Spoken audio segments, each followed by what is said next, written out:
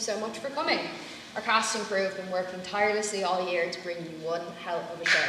We'd like to ask everyone, as I just said, to turn off your phones or put them on airplane mode, as they will interfere with our sound system, and no flash photography, unless you wish to scare Dracula. We'd like to issue also a content warning. There will be blood, there will be flashing lights, and there will be loud, sudden noises, so that is just so everyone is comfy and safe.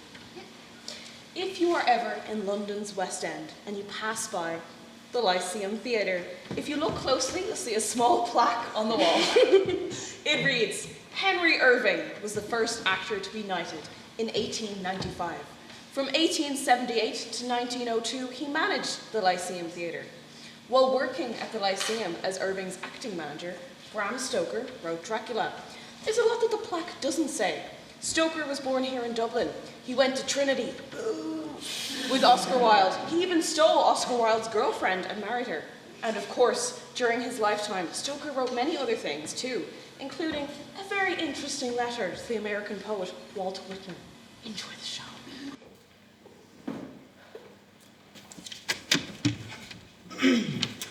To Mr. Walt Whitman, if you are the man that I take you to be, you will very much like to receive this letter.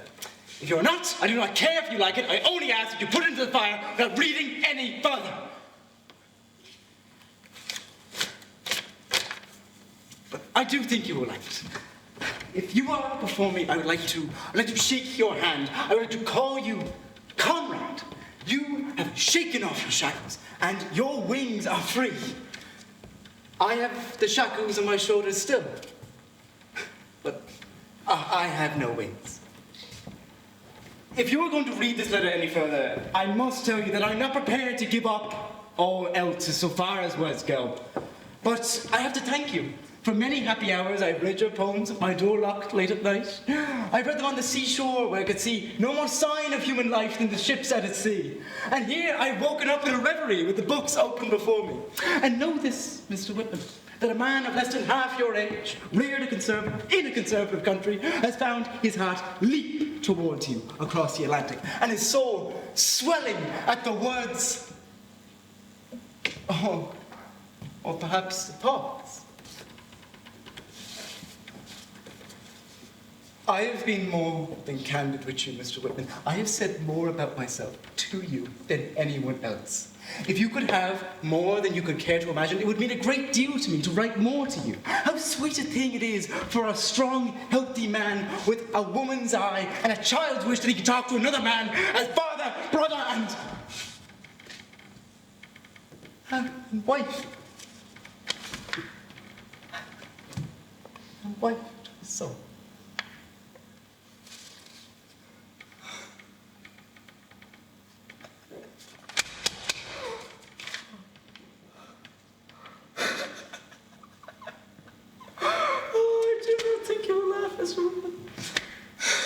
Nor despise me. But at all events, I thank you for all the love and sympathy that you have given me in common with my kind. Yours sincerely, Stoker!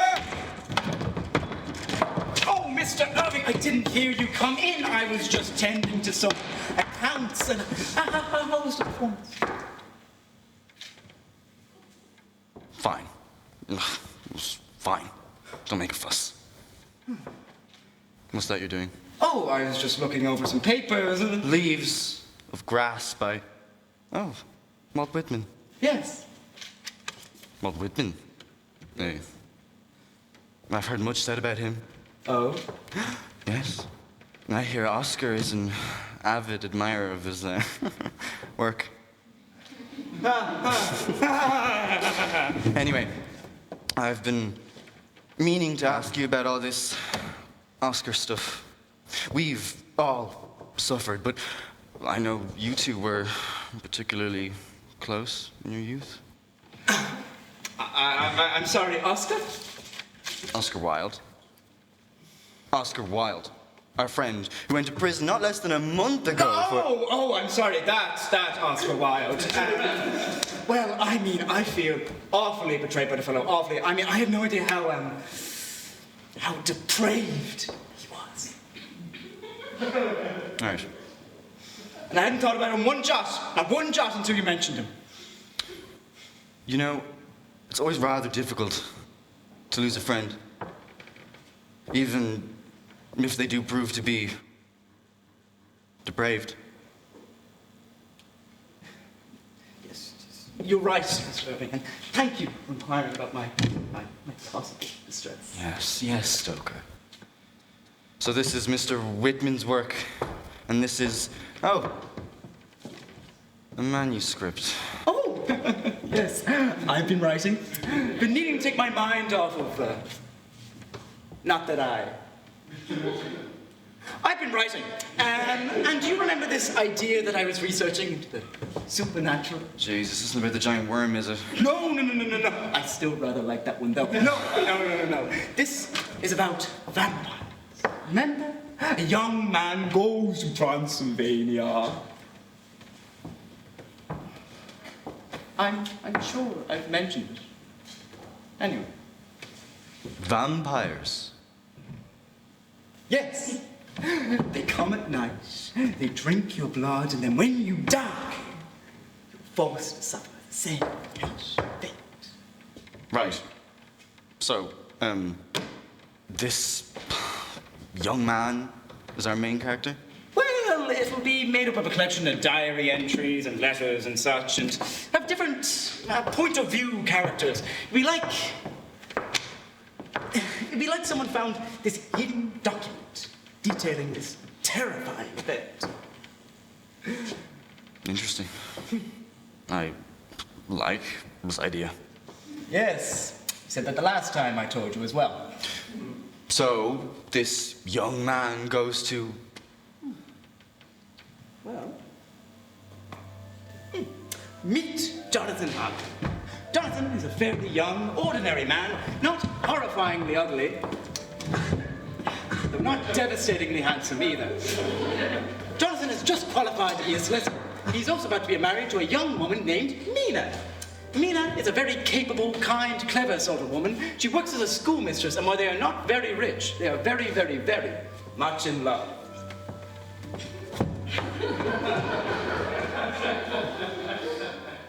Anyway, one day, Mr. Harker's employer, Mr. Hawkins, summons him. Harker! I've had the most interesting letter. A Mr. Count Dracula has written to me, expressing a wish to buy a house in London, and you are going to go over to Transylvania to help him do it. Mr. Hawkins, sir, Transylvania, isn't that where that other solicitor who used to work here went? That Mr. Renfield? Didn't he go to help a count as well? Oh, no. Mr. Renfield was an absolutely depraved madman. You're nothing like him. Besides, aren't you getting married soon? Don't tell me you don't need the money. This will be well worth your while. Yes, of course, sir. Thank you. We shall marry once I return. If you'll still have me. Of course. I may go and visit Lucy then, if you'll be away. Well, that sounds very lovely. Goodbye, my love. Goodbye.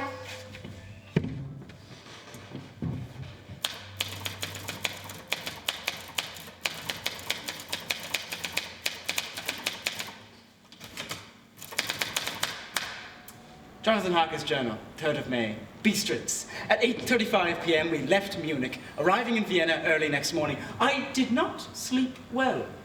Though my bed was comfortable enough, I had all sorts of queer dreams. And all day long we seemed to dawdle through a land full of beauty of every kind. At every station there were groups of people, some of them dressed very strangely. In the population of Transylvania, there are 4 distinct personalities. In the south, there... I never... Oh, Mr. Harker. Yes, that's me. Welcome to the Golden Crown Hotel. You must be hungry. Oh, why, thank you. Yes, I'm looking forward to trying some of the local foods.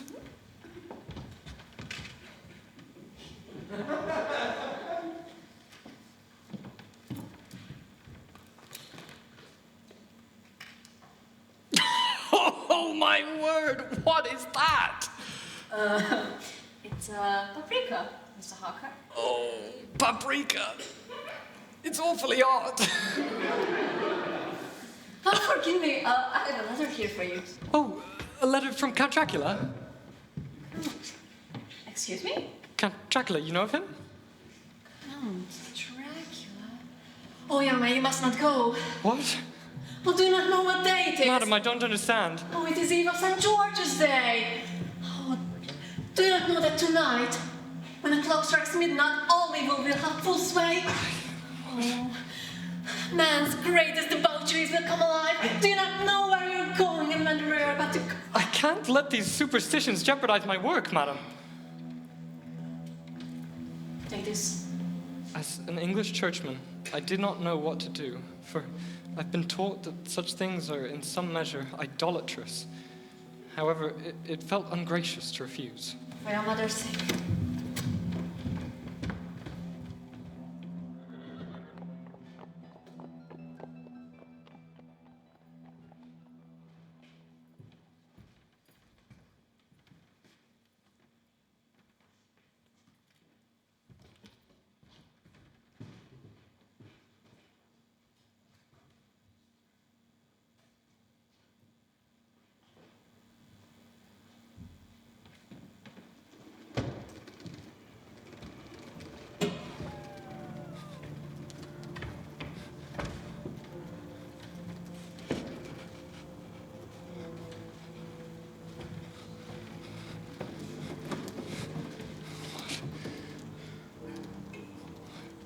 Ah, Mr. Harker. Welcome to my house. Enter freely, and of your own will. His grip is steel. His strength must be prodigious. His hand is cold, but you're Count Dracula, yes? I am Dracula, and I bid you welcome to my home. Be seated and eat as much as you like. You will forgive me for not joining you, but I have dined already. Let me get a closer look at you, Mr. Harker. Ah, yes, I see you are as handsome as your health. Now, Mr. Harker, you must know I am glad you are here. For many years, I've dreamed of going to London. I long to walk the streets of your mighty city, to be in the midst of the rush and the hurl of humanity, to experience its life, its change, its days, and all that makes it is what it is. So, tell me all about it and this house you procured for me. Yes, of course. It's somewhere in here.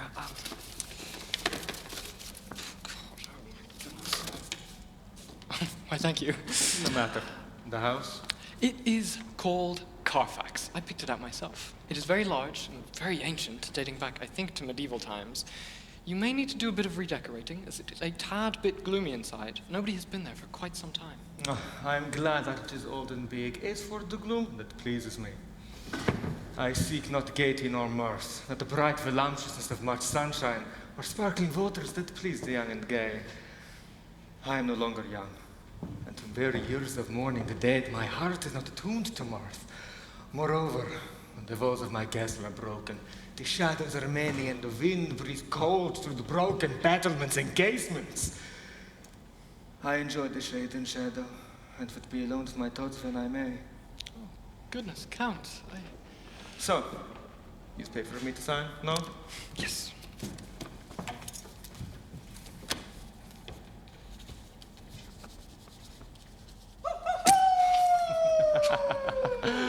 Listen to them, the children of the night, such music they make. Oh, but Mr. Harker, you must be tired. Forgive me. I shall let you sleep. You will not see me until tomorrow night, as I have a business to attend to. You may go anywhere you wish within the castle, except where the doors are locked. But I will advise you to stay within your apartments and never fall asleep anywhere outside this room. Good night, Count Dracula.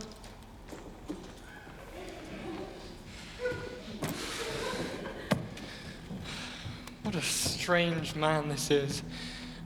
What a strange place. I'm all in a sea of wonders.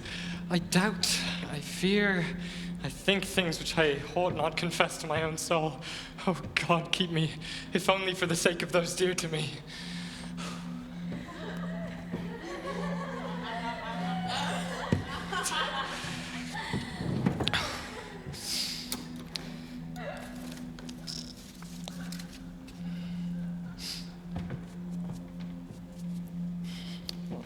Odd place this is.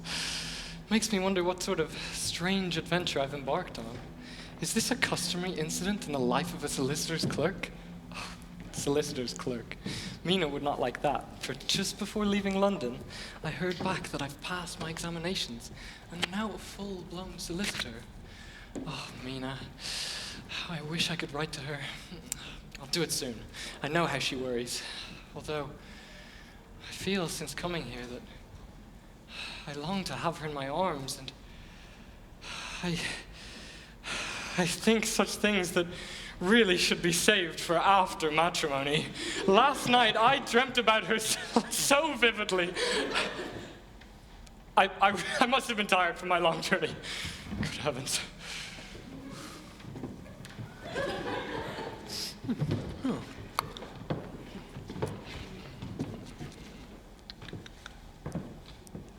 Jonathan.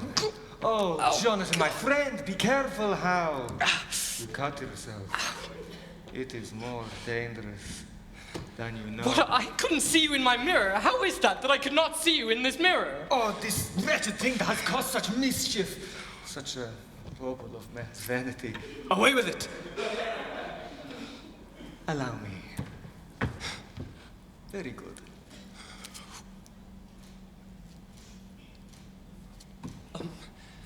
Thank you. No matter, no matter. Tend to your wound, Jonathan. Oh, and by the way, Yes? maybe you should grow a beard.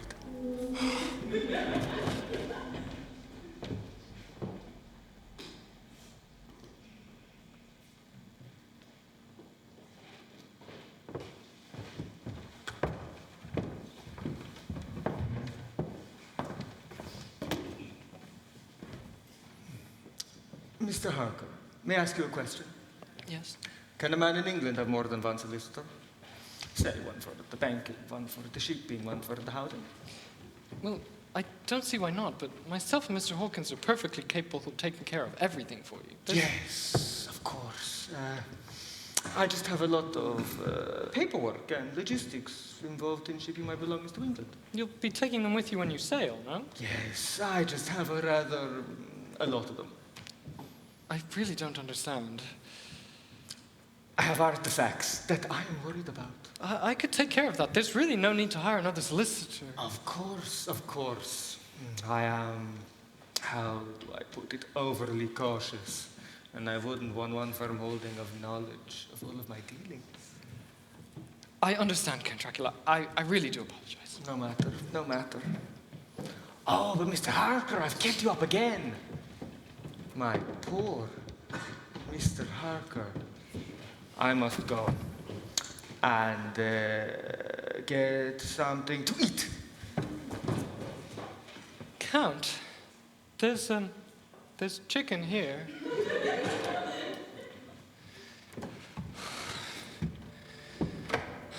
I am starting to feel this nocturnal existence tell on me.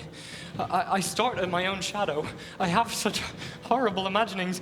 I keep turning it over and over in my head, how I couldn't see the Count in my mirror. Oh, God, I need air. What? He's locked all of the doors. Oh, God, I need air. As I looked out over the beautiful expanse, bathed in pale yellow moonlight, I saw the Count's head emerge from another window, and slowly the man's whole body followed, and he began to crawl down the castle walls in an entirely inhuman manner, and then...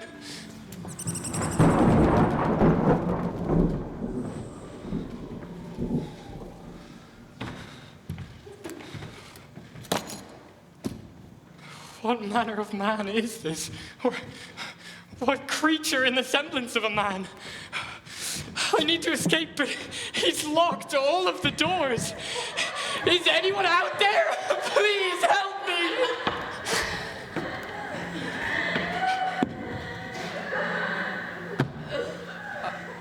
I found myself in a room that had evidently been occupied by the ladies of the castle in bygone days. The windows were curtainless, and through the blackened panes the moonlight streamed in and seemed to soften the dust that lay over all. I found myself sitting on a richly gilded couch, and despite my previous urgency, I suddenly felt very calm and fancied writing a letter to Mina. Oh, I must have dozed off, or I hope I did, for if I was not dreaming, then they had brilliant white teeth that shone like pearls against their voluptuous red lips. I had in my heart a wicked, burning desire that they would kiss me with those lips. It does not do well to write this down, lest someday it should meet Mina's eyes and cause her pain, but it is the truth. My, look at this. A new visitor. Fresh meat. Sisters, please. You've already had more than enough of your share. Oh, please! You expected to ignore something so tempting for spending so many years in monstrous gloom.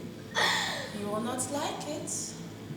I could see in the moonlight the moisture glistening on those lips and on the scarlet tongue as it lapped the pale white teeth.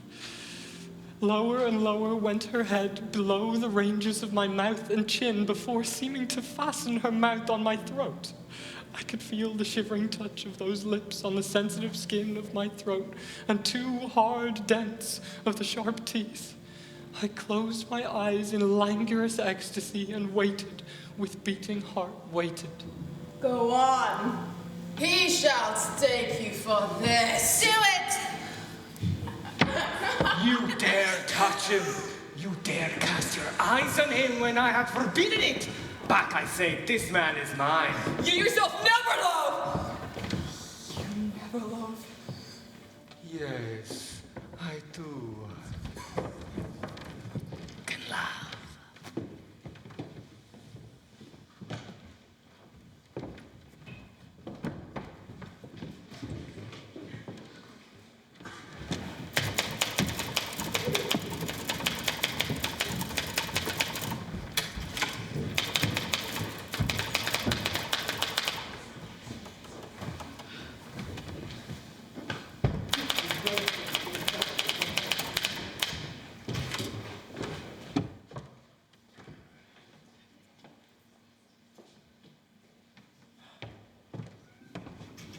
Wrong page.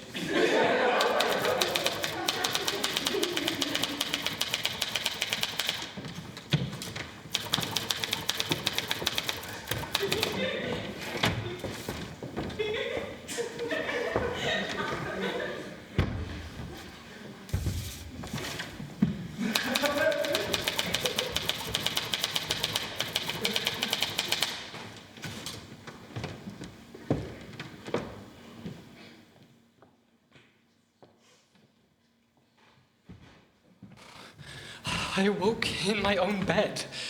If I had not been dreaming, then the Count must have carried me here. But my watch remains unwound, and I am rigorously accustomed to wind it before I go to sleep, which means those creatures, were they truly real? And did they really try to drink of my blood? God, I need answers. I found myself against a heavy wooden door that led into a dark, damp passageway. Inside, I saw 50 great boxes of freshly dug earth. There was a sour, deathly odor in the air. Jonathan! Oh, don't be scared, Jonathan. Black demon! No. It won't hurt. God! No! Mina! No! Tonight is not your time. Tonight is mine. Mina! No! I need to escape! Mina! No!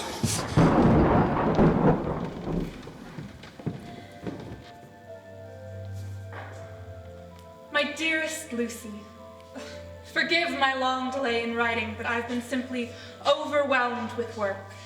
The life of an assistant schoolmistress is sometimes quite trying. But I am longing to be with you and by the sea, where we can talk together freely and build our castles in the air. I've been working very hard lately, practicing shorthand as Jonathan does. I had a few hurried lines from him a day or so ago, so at least I know he's alive. There's the bell. But tell me all the news when you write. You've not told me anything for a long time, and I hear rumors, especially of a tall, handsome, very well-to-do man. Your loving, Mina. My dearest Mina, thanks and thanks again for your sweet letter. Here I am who shall be 20 in September, and yet I never had a proposal until this day. Well, not a real proposal, but today I had 3. Just think, what a to-do. The first one came just before lunch. Dr. Jack Seward, handsome, clever, and of good birth. He has an immense insane asylum under his care, just 9 and 20. I could tell, he seemed cool outwardly, but I could tell he was nervous all the same. Miss Westenra, if I could just have a word. Yes, of course. Miss Westenra, you are as dear to me as anyone could be, even though I know you rather little, and, you know, my life can be quite trying. I spend all my time in that wretched place, and I just think that if I could spend my life with someone as lovely and caring as you, that in fact my life could be much better. So,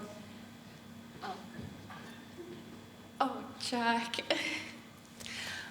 I'm so sorry. No, Lucy, I'm such a brute. I'm so sorry. No, you're a good man. This is an honor, really. Then don't you think that in time, maybe, another man has won your heart, hasn't he? Well, yes. Oh, Jack, I'm sorry. Then I hope that you shall be very happy with him, and if you should ever need a friend, then you must count me as one of your best.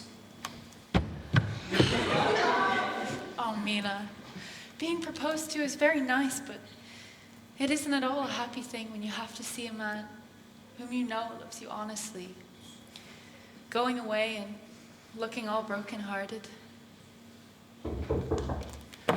And then came the second, Quincy Morris, who I've been becoming acquainted with lately. He's an American from Texas, and he's so young and so fresh. It seems almost impossible that he's been to so many places and had so many adventures. Mr. Morris found me alone. It seems a man always does find a girl alone. Miss Lucy, I know I ain't good enough to regulate the fixings in your little shoes, but I guess if you wait until you find a man that is, you'll go join them 7 young women with the lamps when you quit. Why don't you just hitch up alongside of me and let us go down that long road together, driving in double harness? Well, I know little of hitching, and I'm not quite broken to harness. Lucy, you are an honest-hearted girl. I know. Tell me, is there anyone else you care for? And if there is, I'll never trouble you a hair's breadth again. Oh, Mina. Why can't they just let a girl marry 3 men? Or as many as want her? But that is heresy, and I must not say it. Oh, yes, Mr. Morris, I'm so sorry. That's all right, that's all right. That's my brave girl. It's better to be late for you than to be on time for any other girl in the world. Don't cry. I'm a tough nut to crack, and I take it standing up. If that other fellow doesn't know his own happiness, he is one heck of a fool. Now, pretty girl, I should go now. But, it's gonna be a long walk for me between here and Kingdom Come. May I ask you for one kiss? Just something to keep up the darkness every now and then.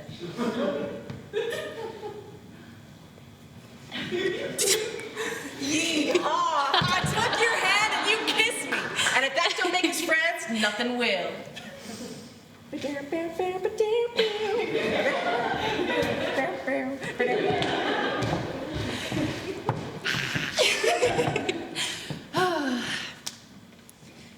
But then, Came the third and the last and really the only one that mattered.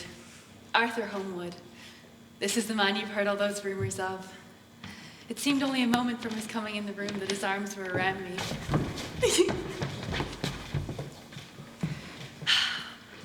Mina, we've told our secrets to each other since we were children. We've laughed together, cried together, slept together. And here it is, all out in the open. I'm in love. How I long to be with you, so I could tell you all of these things that are bursting out of me, but I know I shall see you so soon. But for now, my fiancé is here. Ever your loving, Lucy.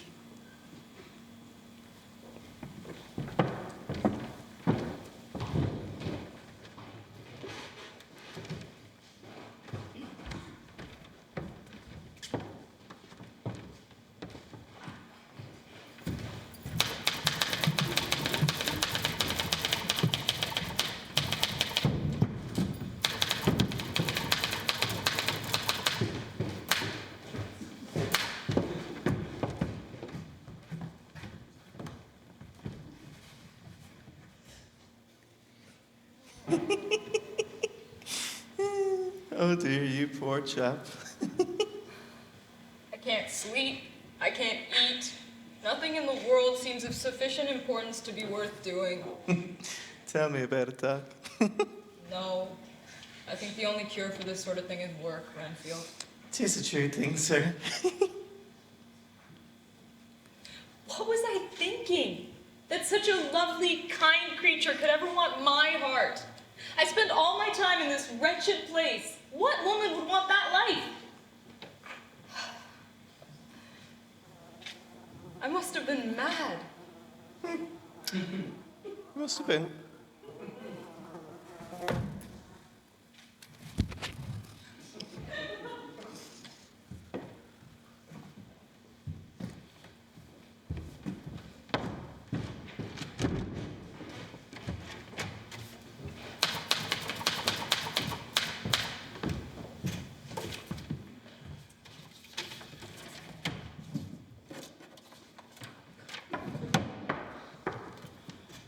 Stoker. Yes? Now, why is there a man from Texas in this story? Why not? It's fun. Because... Never mind. So, what does this romance quadrangle have to do with the Count, anyway? I am building up to it. I need to establish the characters first. Okay, but then what about Jonathan? Leave him be. I shall return to him later.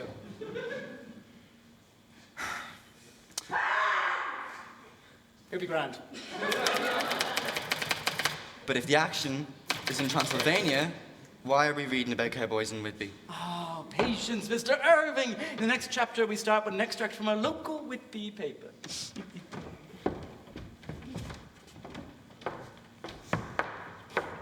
There has been a terrible storm, and wrecked up on shore, a schooner seemingly without crew. Dead bodies and boxes of earth litter the beach. The reporter gets closer to the wreckage, and it's totally deserted. However, there seems to be someone at the steering wheel, but I don't know if... Oh, no! You almost gave me a heart attack. God's name has happened to him. I don't know.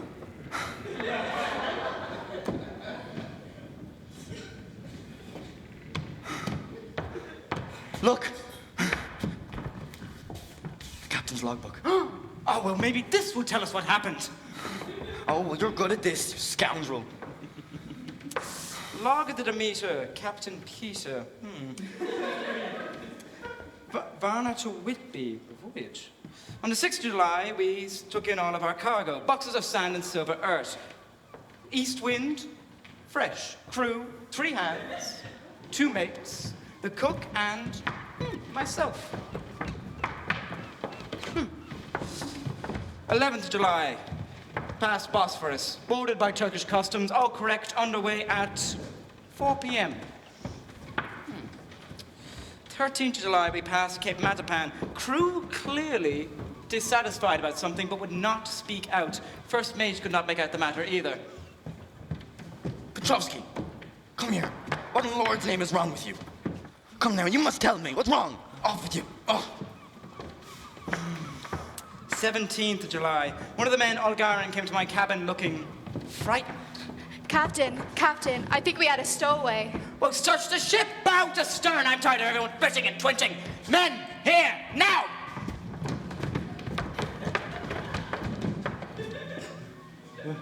Where's Petrovsky? I haven't seen him all day. Probably in a drunken slumber somewhere. Search the ship, we'll find Petrovsky and this mysterious stowaway. Dismissed.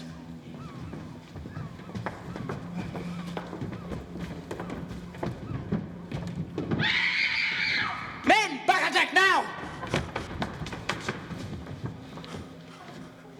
Where's Hutter? All right, everyone back to work. The sooner we get to land, the better. And remember, everyone be careful. Dismissed.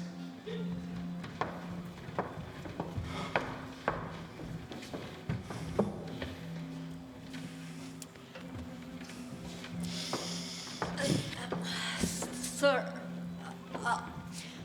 I think the cause of the trouble is in one of those boxes. There are demons down below. Evil monsters. Right! I am going below deck. We are losing men. And instead of pulling yourselves together and getting the ship to shore, you are drinking yourselves silly and convincing yourselves that there are monsters on board. I am going below deck. Captain, are you sure? Silence! Because there are demons down below. No? Out of my way.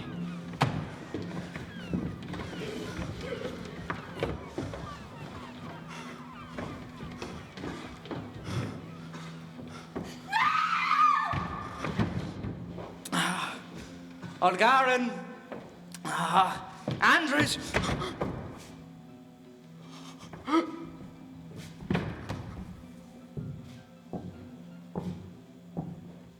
Mr. Irving? Henry? Mr. Irving, Henry! God help me. I will get this ship to shore.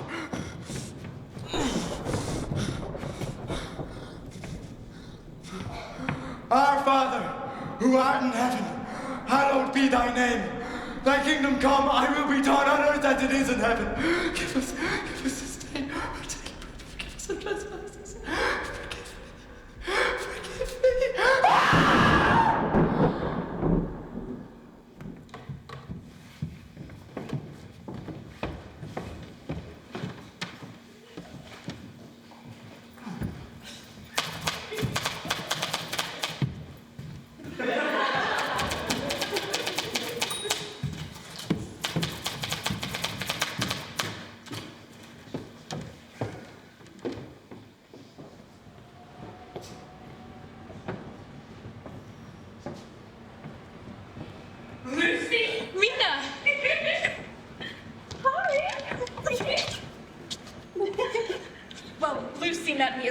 Looking sweeter and lovelier than ever. Oh, Lucy, what's wrong? Oh, you look like you've been crying. Mina, I'm overjoyed to see you, but I couldn't help but cry when I read the papers this morning. A ship washed up with a dead captain lashed to the wheel. Oh, that's horrible. Those poor men, their families will never see them again. But my dear Mina, you don't look so good either. Oh, well. Come. Oh, Lucy, I haven't heard from Jonathan in weeks, and it is not like him. He's usually so reliable to write to me. Perhaps the postal service isn't very good in Transylvania. Transylvania. Perhaps. Oh, he loves you so. Well, that's what worries me. Is why then does he not write? Come. I can't transport you to Transylvania, but I can make you a cup of tea.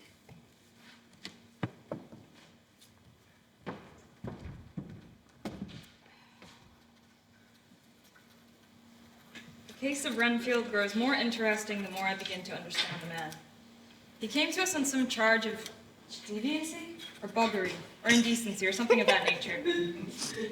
But it seems his true nature may be even more disturbed than we'd originally thought. Dr. Jack, are you talking to yourself again? No, I'm making my notes. On what? On you, your background, your history, what you were doing before you came here to us. Before I was imprisoned here? Well, I was a solicitor, working for a Mr. Hawkins. And then you went to Transylvania.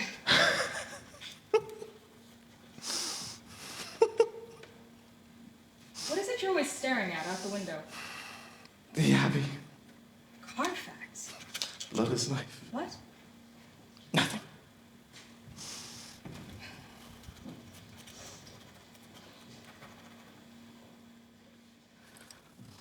What are you doing? Nothing.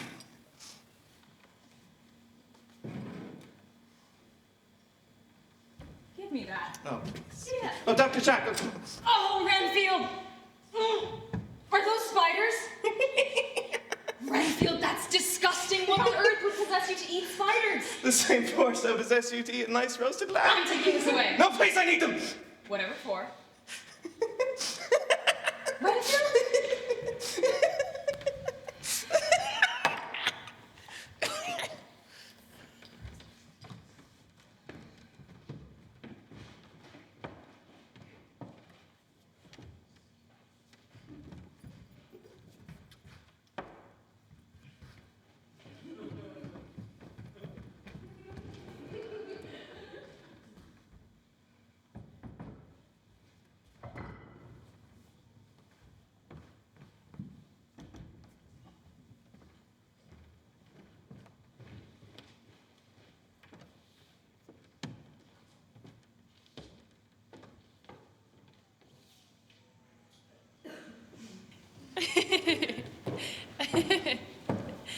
Oh, I must say, that walk made me quite famished. Oh, me too. My dear, I believe we ate so much at tea that we would have shocked even the new woman with our appetite. Well, the new woman hasn't had a taste of what cook can conjure up for tea. I must tell her to stop making such delicious food every time the curate calls, or we shall soon never be rid of him. I think that someday the bishops must get together and see about breeding up a new class of curate who don't stay for hours and hours and hours when visiting and know when young women are tired. And talk less. Well, you know, Miss West, you know that holy matrimony is not just a joining of states, but a joining of souls. I may stay up and write a while. Don't fret about Jonathan. I'm sure he's fine. You'd get that feeling in your stomach if something had happened to him. Thank you. Good night. Good night.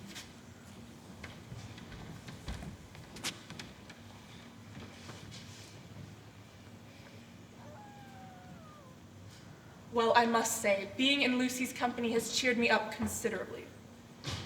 She is such a dear girl. She's asleep now and breathing softly. She has more color in her cheeks than usual, and she looks so sweet. If Lord Homewood fell in love with her after seeing her only in the drawing room, I wonder what he'd say if he saw her now. The new woman will someday start an idea that man and woman should see each other asleep before he proposes. But then I suppose the new woman could be the one to do the proposing. I'm so happy tonight to be here with her. I would be completely happy if only I knew if Jonathan were...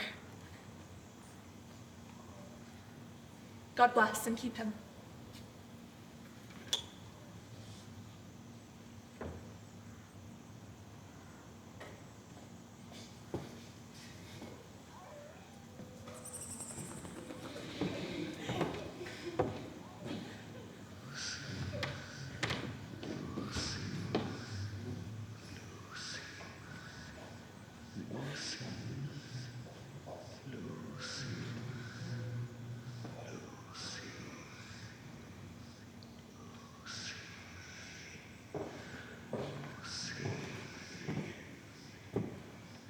Jonathan? Lucy, I just had the queerest dream. again. Lucy has this habit in the past of sleepwalking. It struck me that the clothes she was wearing might give me some clue as to her dreaming intention, her whereabouts. She would wear her dressing gown in the house and her dress outside. And both are still here, which means she can't have gone far. But the door is open. Lucy! I went out into the night and I made for the church in hopes of seeing her at our favorite seat. My expectations were not disappointed, for when I...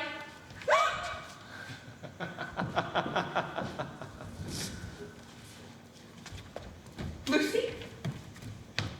Lucy, wake up. Lucy, are you all right? Where am I? Come on, let's get you home.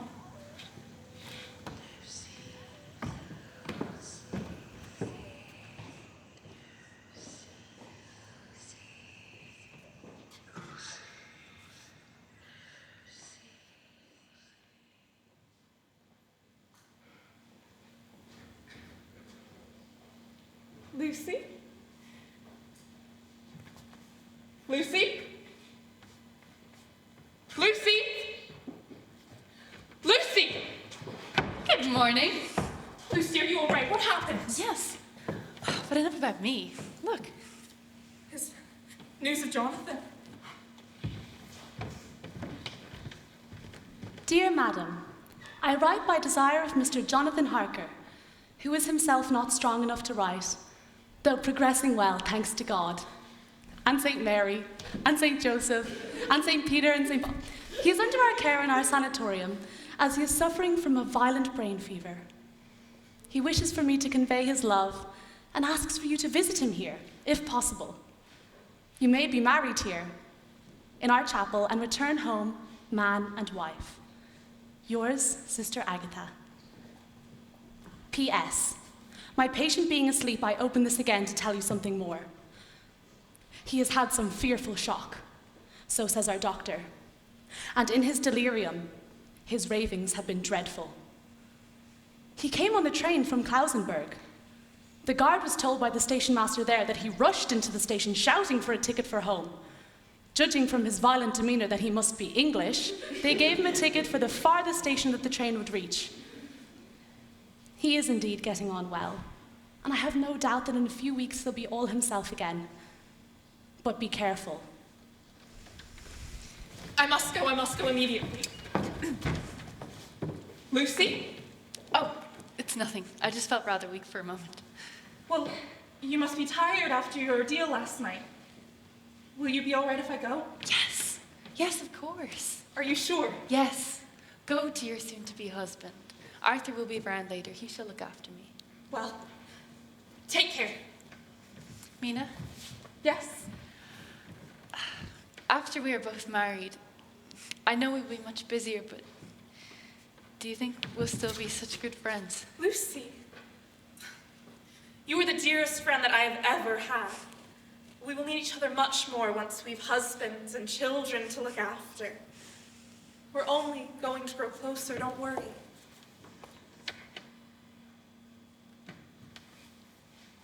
Go. And send Jonathan my love. Goodbye.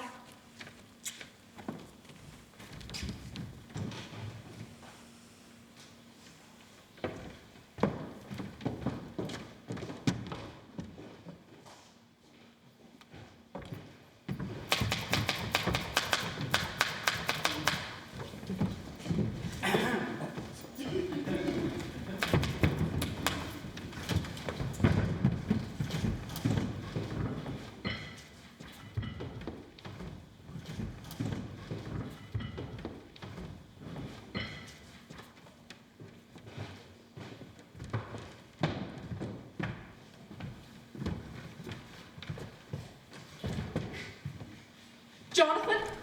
Just a moment, madam. Your fiancé has had a shock. You mentioned a brain fever. Well, he's been having ravings of blood and poison and wolves and ghosts and demons and temptresses. I fear to say what else. What do you mean? What did he say has happened? Well, The ravings of the sick are the secrets of God, but it is nothing that he has done wrong himself. He has not forgotten you, or what he owes you.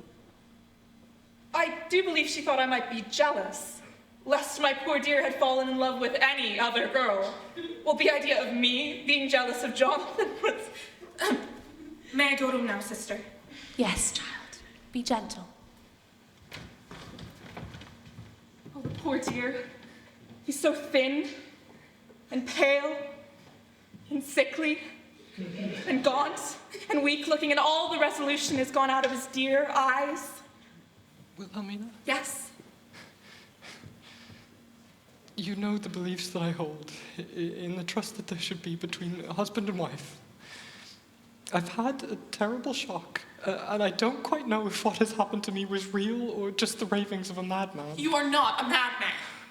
Perhaps it is better to be a madman then. It's all in here, but I do not want to know it. I want to take up our life here with our marriage. You can read it if you must, but please never relay the contents to me. May I have it?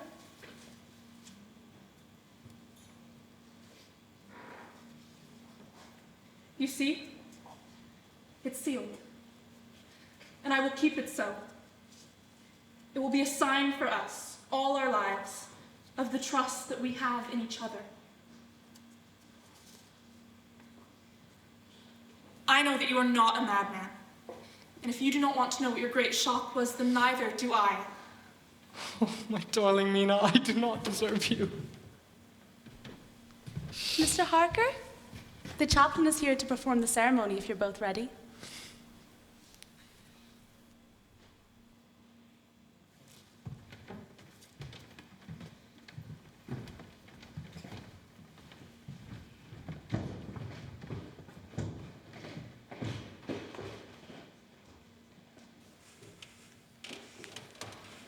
And then I said, boy, you are 11 years old now. Of course I can make you work 12 hours a day.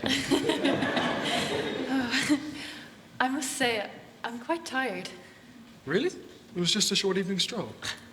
Don't you know it's terribly rude to question a lady when she says she's tired? Well, yes, but to my knowledge, you are not yet a lady. Well, I'm not Lady Homewood yet, but I do think I ought to be treated as such. After we are wed, I will never question your alertness again.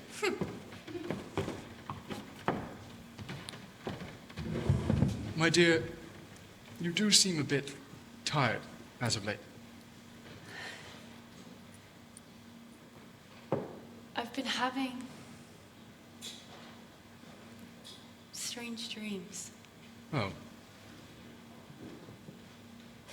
Shall I call Dr. Seward and have him examine you? Well, would you mind? Of course not. Frankly, Dr. Seward doesn't give me much cause for jealousy. How cruel. Dr. Seward is a wonderful man. Yes, I'm sure he is, and you would have loved living with him in that madhouse. Don't. Those poor souls. So, shall I call him? Yes. Thank you. Of course. Rest now, my darling.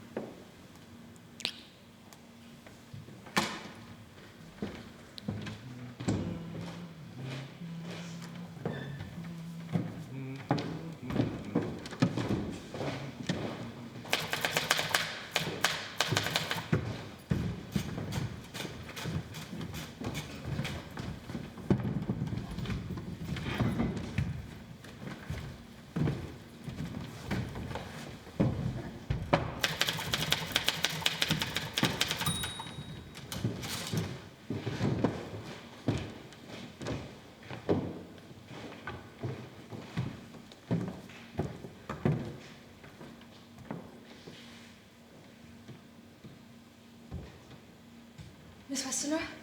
Jack. The maid tells me you have not been well enough to rise this morning. What ails you? Well, You know how I loathe talking about myself. Don't joke. You know a doctor's confidence is sacred. You mustn't joke. You must tell Arthur everything, please. It's him that I care for.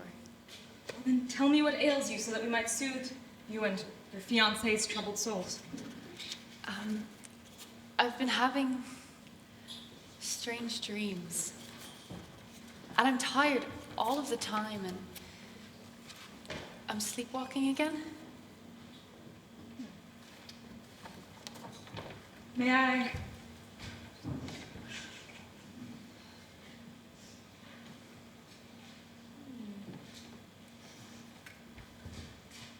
Cut yourself recently? Lost a lot of blood? No, nothing like that. It's been happening gradually.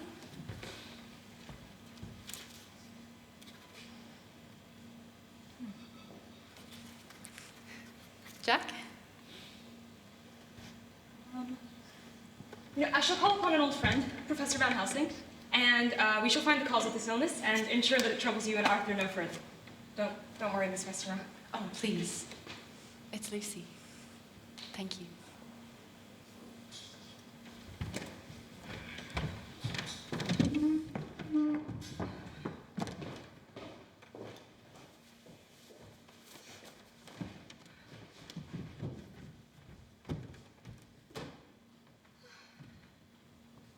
To Professor Van Helsing, I hope that you are well. Do you remember about a week or so ago when I wrote to you about a young woman with whom I'd recently become acquainted? Yes, the woman to whom I plan to propose. I think that you will be very happy to hear that it was indeed a spectacularly terrible idea. Even Renfield told me it was a stupid idea, and he's taken to eating sparrows now. It's gone from flies to spiders to sparrows. I fear what he may take to next. But anyways, I digress. I write to you because the young lady in question is now suffering from some kind of malediction that I can't quite make out. She seems to have lost a lot of blood, but how, I do not know. She's not anemic as far as I can tell. There are no abnormalities in her blood.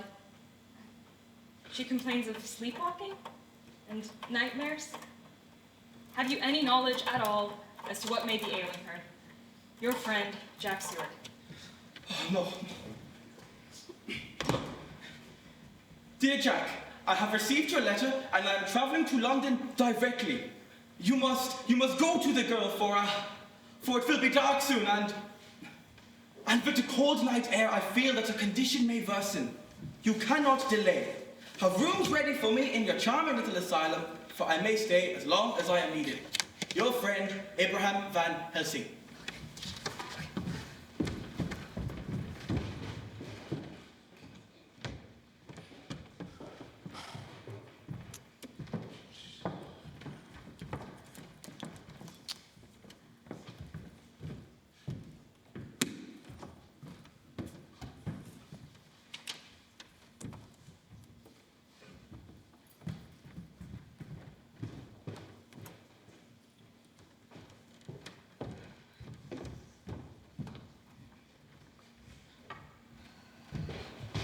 So, how is she? I have written to my old teacher, Professor Van Helsing. He's coming directly from Amsterdam to examine her.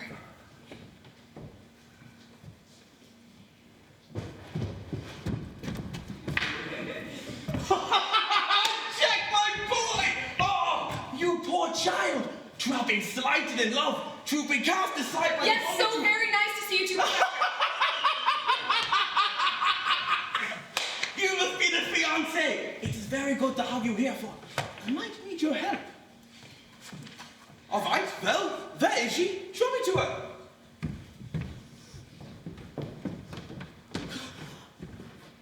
God. My God. There, on the bed, lay poor Lucy, looking whiter and more wan than ever. Even the lips were white, and the gums seemed to have shrunk back from the teeth, as we sometimes see in a corpse after a long illness. Lucy, I brought you flowers. Oh, lovely flowers. Why did you kill them? What do you mean? Mr. Homewood, it is good that you are here, for I must ask a favor of you. Yes, of course, my life is hers. I will give her the last drop of blood in my body if I have to. Well, hopefully not every last, but you are right. Blood is what she needs, and blood is what she shall get or die. We will perform a procedure known as the transfusion of blood. And who is better to give blood than the man who loves her so, huh?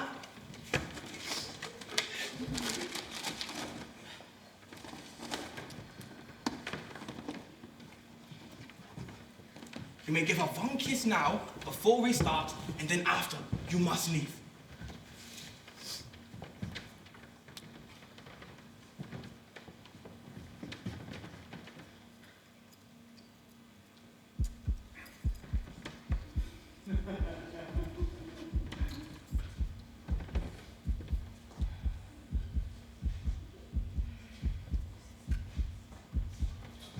After a while, I began to grow anxious, for the loss of blood was telling on Arthur, strong man as he was. It gave me an idea what a terrible strain Lucy's system must be under, as what only partially restored her weakened him so. Still, the professor's face was set, and he stood, watch in hand, looking over his patient, and now Arthur. That is enough. You attend to him, and I shall see to her.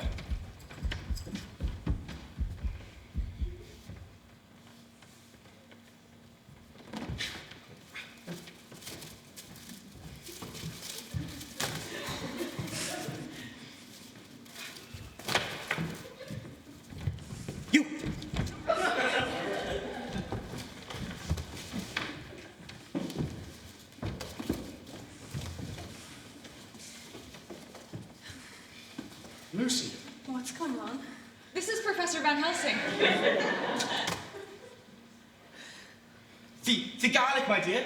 It is medicinal. I shall place some here by the window. And then I have made a pretty little wreath to hang around your neck so that you sleep well tonight. Right. Jack brought him. Dr. Seward brought him.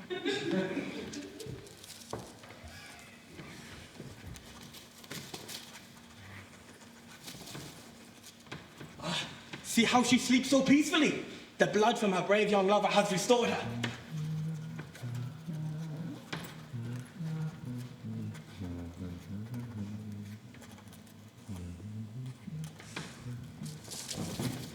Arthur, oh, I'm so glad you're here. Tell these others to leave and come and kiss me. No! Not on your life! Not on her living soul and yours! Thank you. Guard him and give me peace. Take her hand in yours and give her one kiss on the forehead. Once and only once.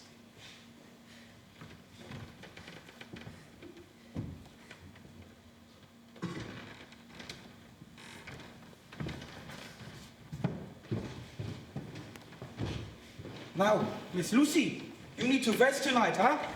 So please make sure not to disturb the garlic. And tonight, even if the room feels close, even if the water is so hot and stuffy that you cannot breathe, do not open that window. Do you understand me? Yes, of course.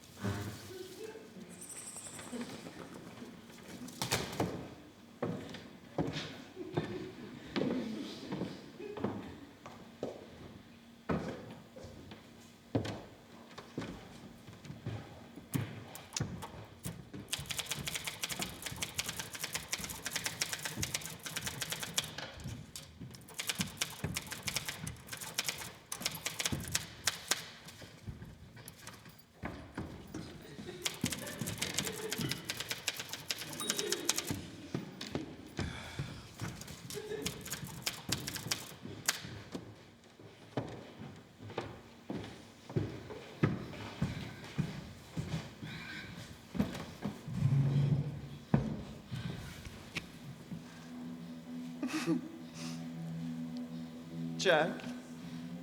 Yeah? Can I ask you something? Yeah, you can certainly ask. I would like a kitten.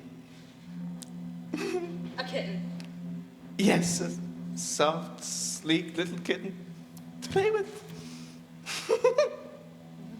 Renfield, the day that I have had, if you tell me you're going to start eating kittens. I wanted to play with, I said.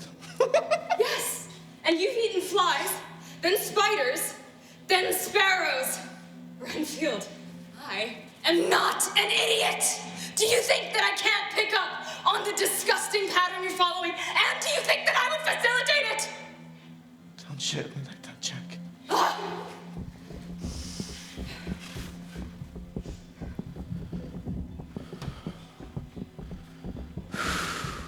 What is all that? Nothing, just some boxes being delivered to Carfax. Oh my god. Oh my god, he's here. He's come for me. Master! Will you settle down? Master! No, don't get the cards, please. Will you settle down? Yes. Thank you. You should get some rest, as should I. Jack. Dr. Seward. Sorry. What? I know you loved her. I'm sorry. What are you talking about? It's not so bad. In fact, it can be utterly magnificent. But you, the other men, you'll all miss her. I know.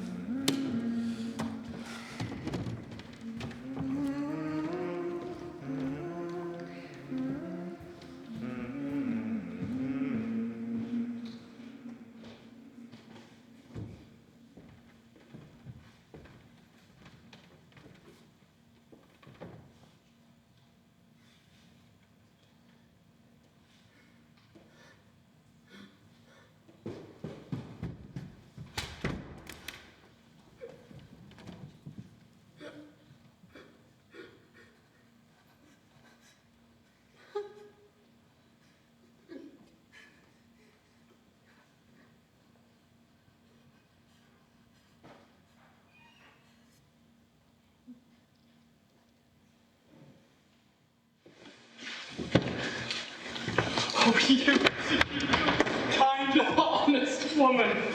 Thank you for the warning, and thank you for the crucifix. Oh, Mr. Harker. Oh, did you enjoy your stay in Castle Dracula? Oh, God, no. Did you learn much about our foolish superstitions? What are you talking about, Jonathan? I did. Of course, lovely young lady, Jonathan. But this is my wife, Wilhelmina. Aww, is she English too? Oh, yes. Fine, I shall go find our, loveliest, plainest meal we have. I'm not hungry, actually. What did she mean by foolish superstitions? I don't, well... Mrs. Harker? Yes? A letter.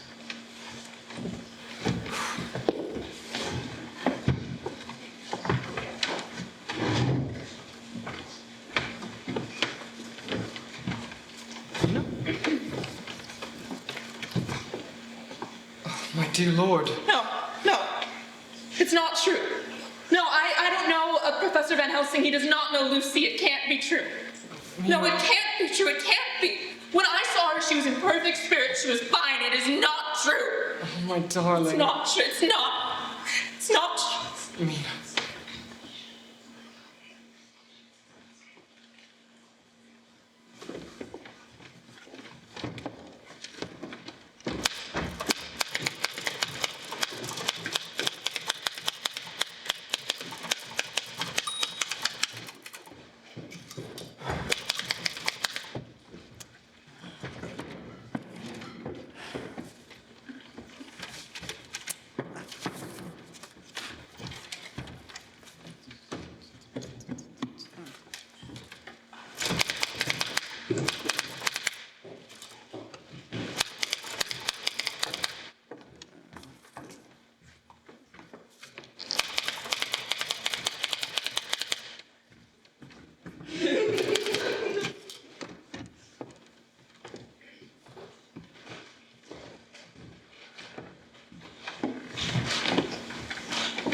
Jack. Oh, Jack. Oh, you're just the most tragic thing. Oh. Forgive me, Jack, but, are you sure she's dead? I don't mean to sound impertinent or nothing, but, she looks almost more beautiful than she did while living. It is a very strange thing indeed, Mr. Morris, but yet it is the least strange of all that has happened here. You're right. Well, Miss Lucy, I'm a God-fearing man, but right now I'd like to wring his neck from taking you from us so soon. But all I can ask is that he holds you close to him until I can see that sweet smile again. Bye, darling. Jack, tomorrow before nightfall, I would like for you to bring me a set of post-mortem knives. Must we make an autopsy? Yes and no. What do you mean? Well, I want to cut off her head, stuff her mouth with garlic, and then take out her heart. What? It will not hurt her. You have gone mad. Jack, I pity your poor bleeding heart, and I love you all the more for it. If I could, I would take the burden you bear on myself. You are a wonderful doctor, but you are still so young. There is so much that you are yet to understand. We have been friends for many years now. And in that time, have you ever known me to do anything without a good cause? But then you must tell me why. There are stranger, more darker, terrible days ahead of us. I need you to have faith in me, Jack.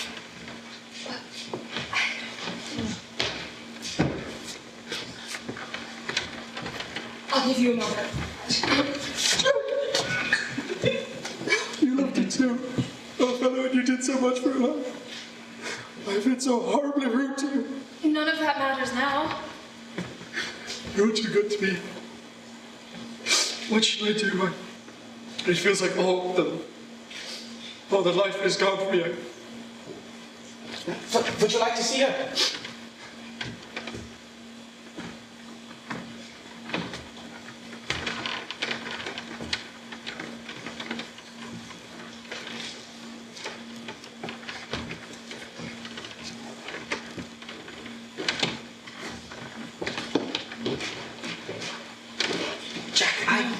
Absolutely not. I forbid it. Do you understand me? I forbid it. And if I find out that you have gone and done it behind my back, I shall tell Arthur. And you know that none of the wisdom in the world would protect you. Then.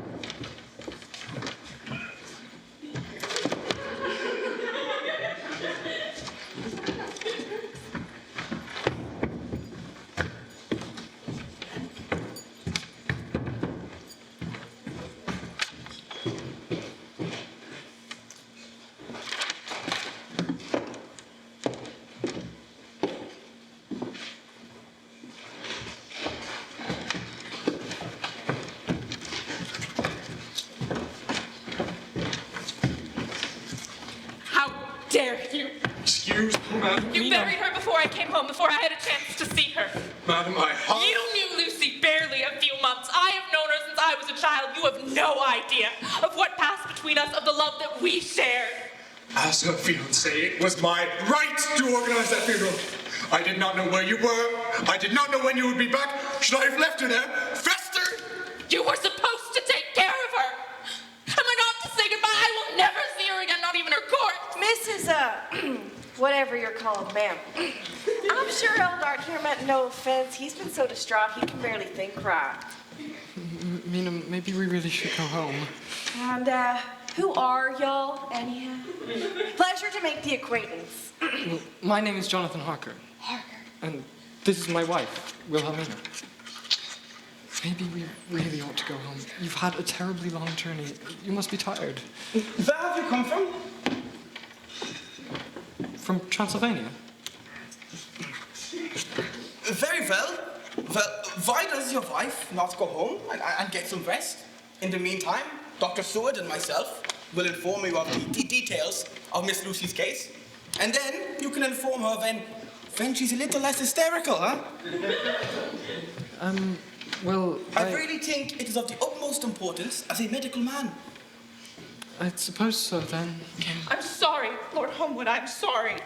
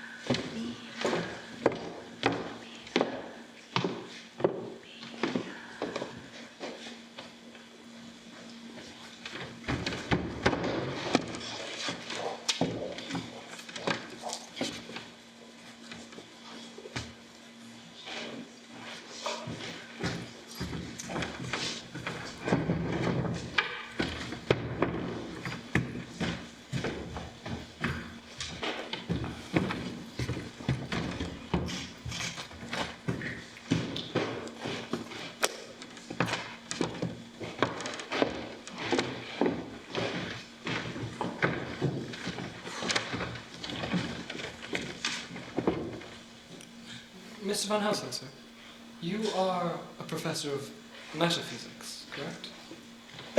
One could say that I have spent time studying those phenomena which are more mysterious to us, yes? Well, after hearing your account of what happened to Lucy, I think there's something I must tell you. Yes, Mr. Harker, I think there is.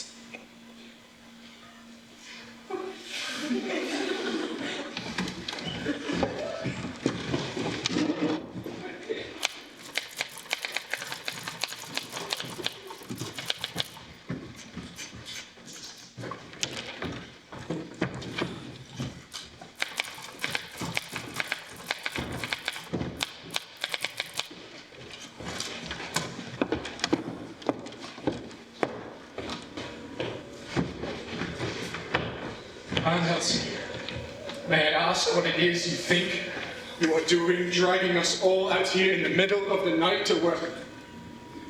To poor Lucy's grave. If we are going to enter the tomb. Are you in earnest? Or is this some monstrous joke? I'm sorry, I see that you are in earnest. And what shall we do once we are inside the tomb? Well, we are going to open the coffin and examine the corpse. I want to show you something. This is all too much. I am willing to be patient and all things. It's a very terrible thing indeed, but it cannot be helped. I gotta say, I'm not very knowledgeable in the eccentricities of the Dutch, but I feel that this crosses a line. It bloody well does more than cross a line. Jack, who is this man? That is enough, Mr. Lord Arthur Homewood. I will put it right. I want to enter the tomb and cut off Miss Lucy's head.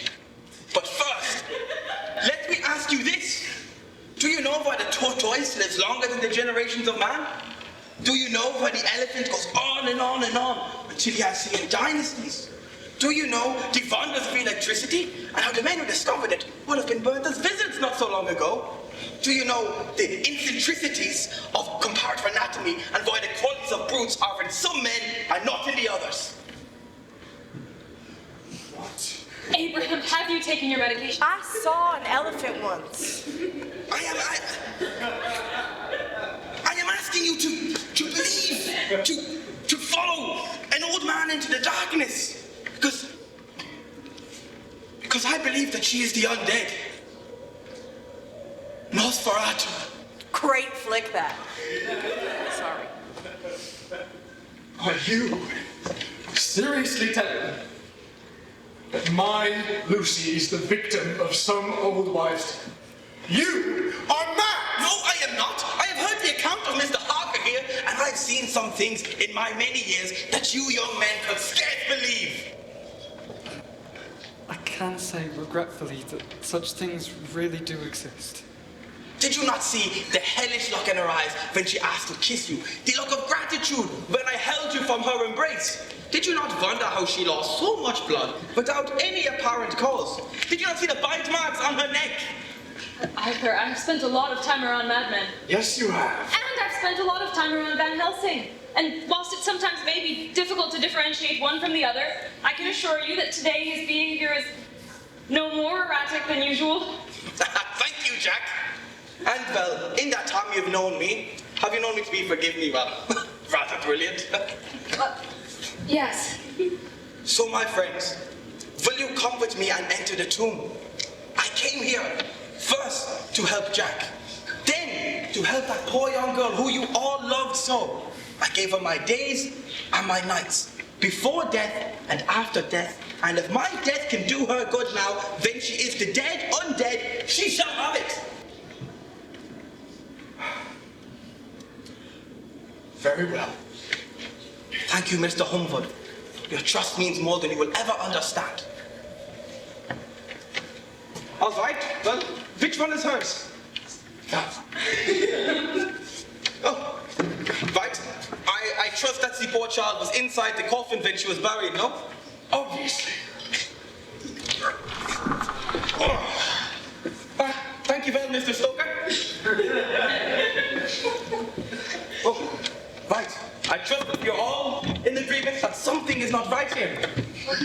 It could be body snatchers. Or it could be the vampires.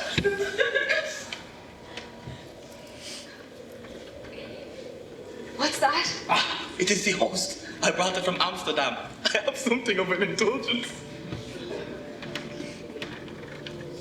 Jiminy crickets, what is that? Oh my. My heart grew cold as ice as I recognized the features of Lucy Westenra.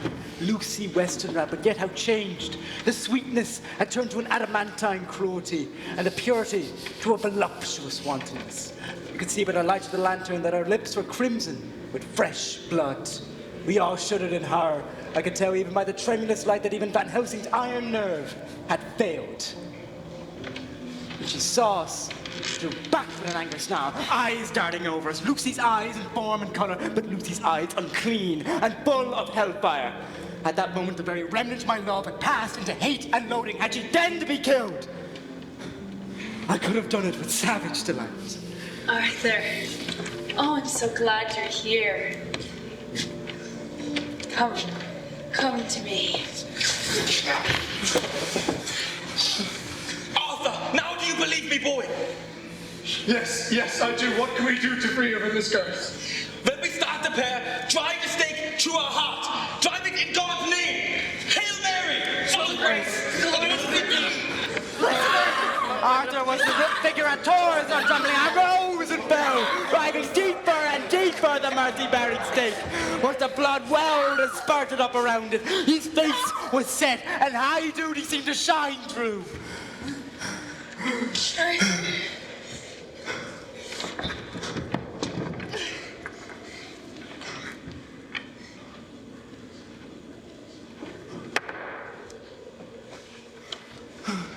And there in the coffin, the quivering and the writhing of the body became less, and the teeth ceased to champ, the face to quiver. Suddenly, the thing lay still. A terrible task was over.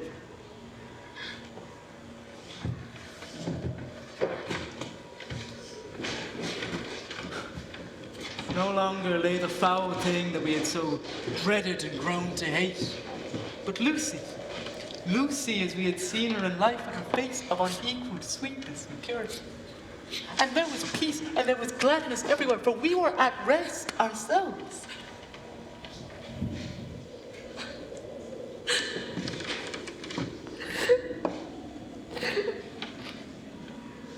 On one account, at least.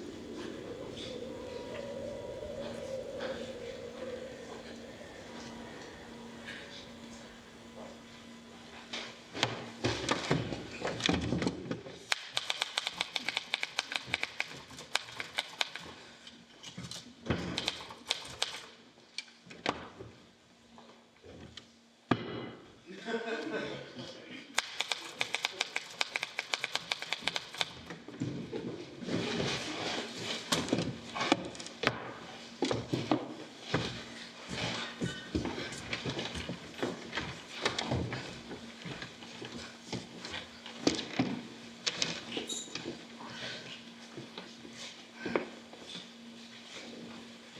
least it's over. She's at peace now. Abraham? Are you alright? Should I get someone? You do not understand. The laugh, the real laugh, it comes when you do not expect it. I am upset. I grieve my heart out for the girl. I gave her everything, my skills, my experience, and yet the fiancé had to be baptized in her blood for her to enter heaven. Professor. I am excited by these matters. They intrigue me. And yet, I had to watch the woman you love die before your own young eyes. You did what you could. And to know that I could have stopped it, and I didn't. And then it happened again. Professor, you did all you could. She's at peace now. Oh, I wish you were right. This thing is not over. It is only beginning.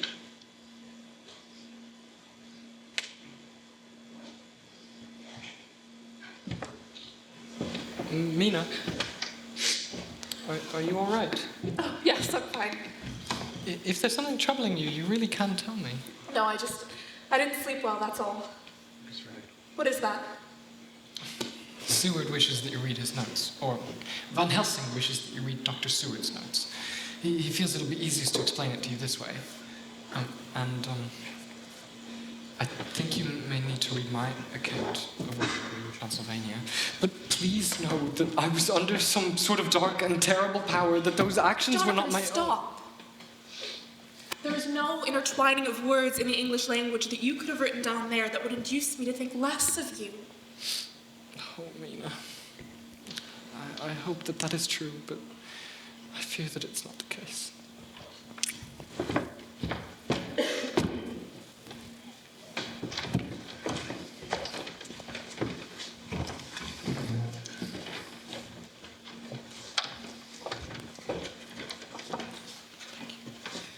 When we met in Dr. Seward's study, we unconsciously formed some sort of board, or committee. Professor Van Helsing took the head of the table and made me sit next to him and asked me to act as his secretary. I take it we have all read the papers. We are all familiar with each other's accounts. There are indeed such beings as vampires. I could not have believed it myself, if not through years of learning to keep an open mind. But in those years of learning, I might have found a way to kill this count, which has troubled Jonathan and killed our poor Lucy. Mr. Van Helsing, I fear this enemy is not one that can be defeated. He possesses the strength of 10 men. He can Mr. shapeshift. Harker, we are face to face with duty, and we cannot shrink from it. But I am older. It is easy for me to sacrifice everything. You lot are all so young. What do you say? I speak for myself and for Mina. Count me in, Professor. I am with you. For Lucy's sake, if for no other reason. Excellent! Now, to work. The hiding place of the Nosferatu are sacred. They may only rest in their own home soil. Jonathan saw him ship 30 boxes of earth back to England. We must find this hiding place of the man that falls and sterilize the soil. That shall stop him from seeking protection from the sun's rays, and it shall weaken him. I know where it is. It's called Carfax Abbey. I picked it out for him myself. I've chosen the very place where he's now made his putrid lair. You were just doing your job, my man.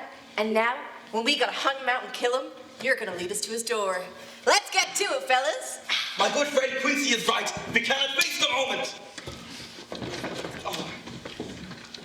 Oh no, Madam Mina. You cannot be a part of this going forward. You must stay here where you are safe and be our bright, shining star of hope.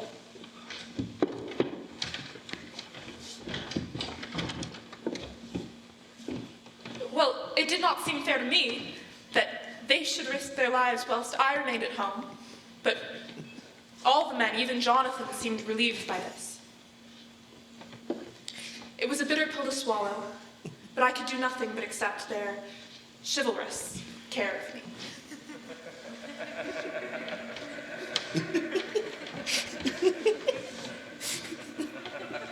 Reading what Dr. Seward had written of Mr. Renfield in his journal, I decided on a whim to go and visit him. Why exactly, I cannot say. Mr. Renfield? Oh my, what a treat. My name is Mrs. Harker. Mrs. Harker. Mrs. Harker! You mind getting that window for me? Oh, of course.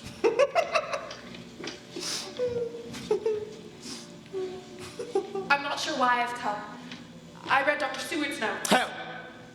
His handwriting's abysmal. Well, I titled my husband's notes up, so I did his as well. How good of you. Mr. Renfield, you went to Transylvania. Did you meet a Count Dracula? Yes, I did. As did my husband. As did your husband. Yet, forgive me, but you return a madman, and he returns shaken, but with his sanity. Are you sure? What do you mean? Are you sure your husband's sane? Are you sure I am a madman? I think that you have fallen victim to the terrible powers of this Count Dracula. Perhaps I have. Mina, how dare they kill her? Your dearest friend. Count Dracula? Yes. You killed Lucy. It was the fiancé and the Dutchman that drove a stake into her heart and cut off her head. You seduced her, and you bit her. It was she who opened the window. Why would she do that? The same reason you did. Mina. Oh. No. No, that was a dream. That wasn't real. No, that wasn't real. Of course, of course. All I can hear is Lucy. Oh, poor Mina.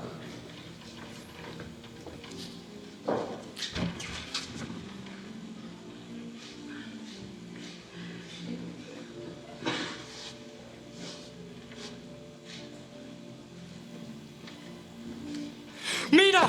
No!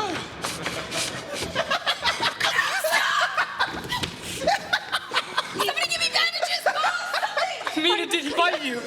Quickly. Somebody help me! There's no good lady safe from this plague! Mina, did he bite you? Oh, he has her now, a loser to this darkness. No, you will not. We will find that devil and kill him. He will not take another pure soul from us. Thanks, Dr. Jack. It's just Jack.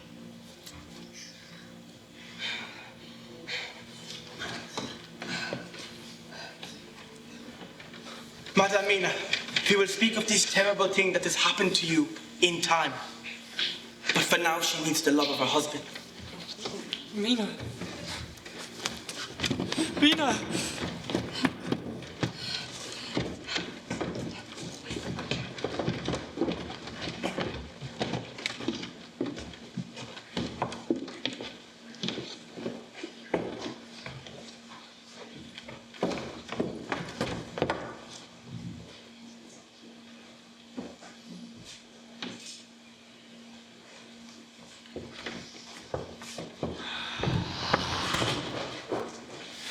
When the question came as to what our next move should be, all of the men agreed that Mina should be in full confidence. There must be no more concealment. There's nothing in all the world that can give me more pain than I've already endured. But are you not afraid, Madam Mina? Not from yourself, but for the others from yourself. No, my mind is made up. To what? Well, if I find in myself a sign I would harm those I love, I shall die. You will not kill yourself. I would. If there were no friend who loved me, who would save me, such a pain and so desperate an effort. I believe that I hold it in my account with God to do such a thing. But the others will never forgive me. You cannot die, not until he who did this to you is truly dead. If God will let me live, I shall strive to do so. But then I will ask him to be merciful. Professor, can I confess something? Of course. I have these thoughts in my mind that are not mine, as if they're put there by someone else, by him, and I can't stop them. I wonder, might I try something? Wrong pocket. There we go. All right. Follow the movement of the watch with your eyes.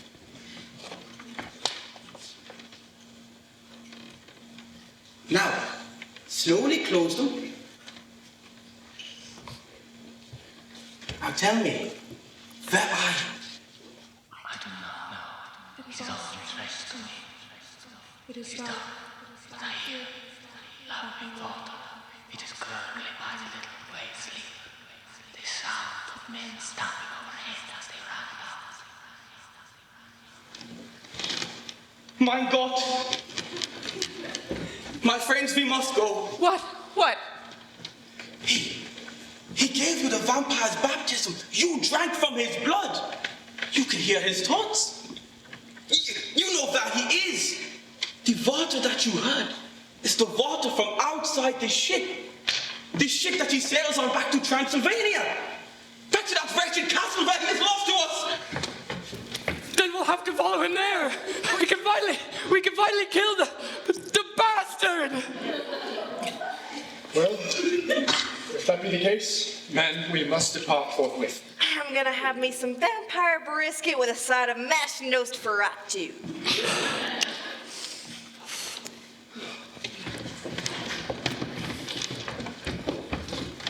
You really mean to hunt this thing all the way back to Transylvania where you almost lost your life? We must stamp out this evil. Think of what you're saying.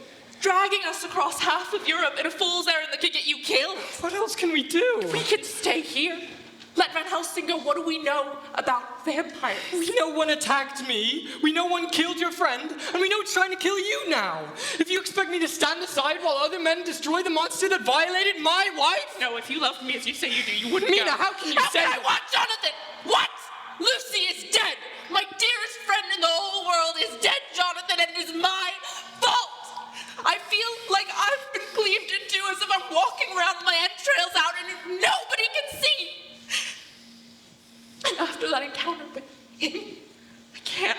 I barely have the fortitude to get out of bed in the morning, and you want to drag me off chasing a nightmare. Mina, you've had a terrible shock. You're still under the vampire spell. You have to listen to me. Get some rest. I will pack your things and send for you in the morning. That thing just attacked you. If you don't think that I'll go to the ends of the earth to destroy it, how can you want me for a husband at all? But get some rest.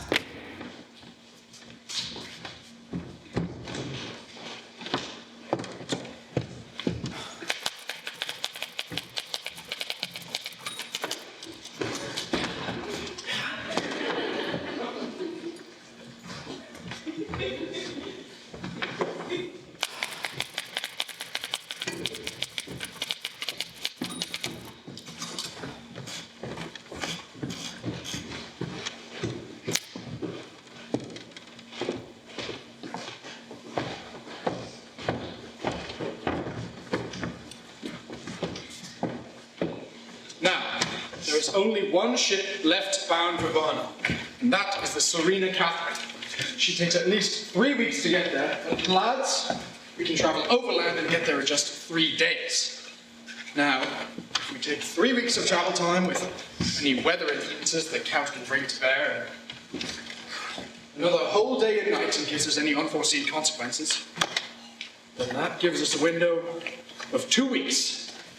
That means we must depart here on the 17th latest. And in those 2 weeks, we must prepare ourselves. Spiritually and physically. It's my understanding that the Count comes from Wolf Country. I propose we add Winchesters to our armament. I have a kind of belief in a Winchester when it comes to any trouble of that sort around. Right, Quincy. Winchester it shall be. Van Helsing says our best hope is to catch him when he's in the coffin between sunrise and sunset. That's when his powers are at their weakest, and so we may actually have a chance to vanquish him once and for all. He also said to keep an eye on Mrs. Harker in case she starts looking at us hungry. Don't. Apologies. Well, yes. I understand. Jonathan Harker's journal, 15th of October. We left Charing Cross on the morning of the 12th and then made our way to Paris. From there, we took the train. Oh, Stoker. Why, oh, why have you written pages and pages of excruciating detail? It has to be realistic. About all the logistics. I mean, do we really need every detail of Arthur contacting lawyers and going back and forth to, what was it, Piccadilly? And like every second of the trip to Transylvania. You're just not a writer. People aren't going to want to read all of that. Oh, are you sure? It's a story about vampires. Just show me the next vampire bit. Fine. But you have no respect for true literature.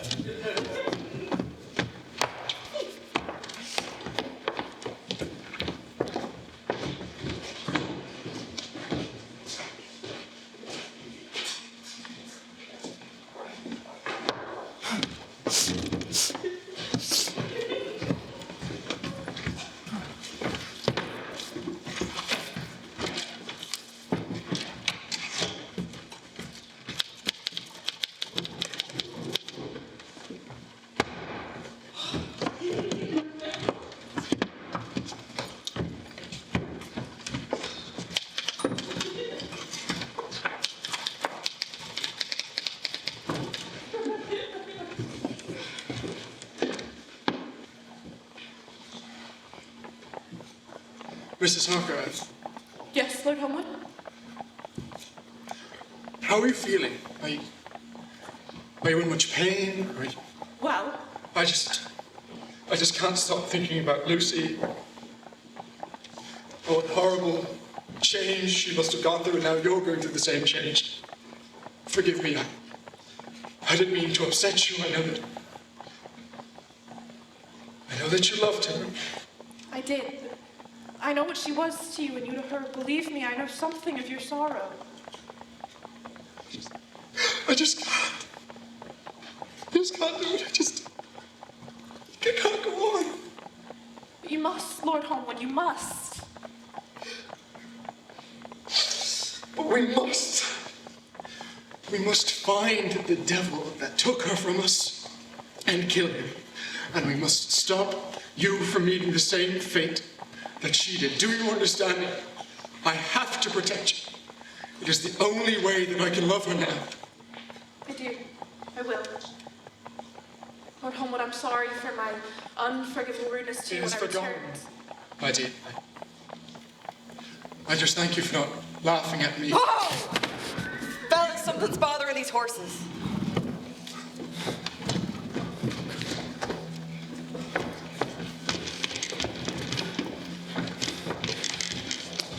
Please, stay here. Despite my anger at Jonathan, it does me good to see the way these brave men worked. How can women help loving men when they're so brave and kind and earnest?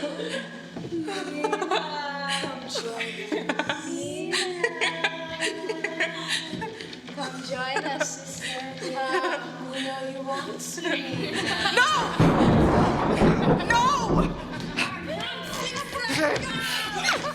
Get away, you foul creature! That's very nice of you! This is my pure soul. I would not let any of you corrupt it. Your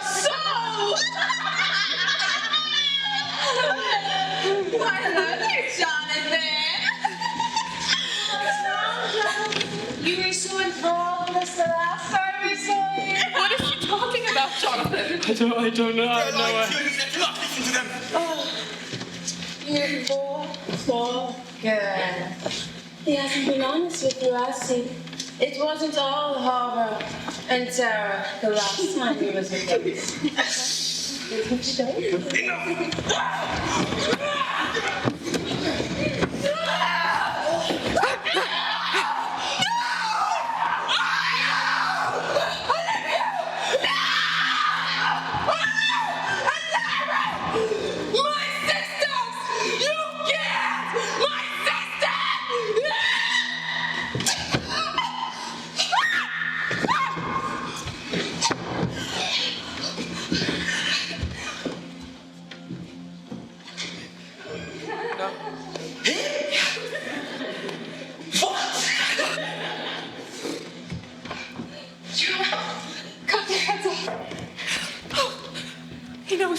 He's angry.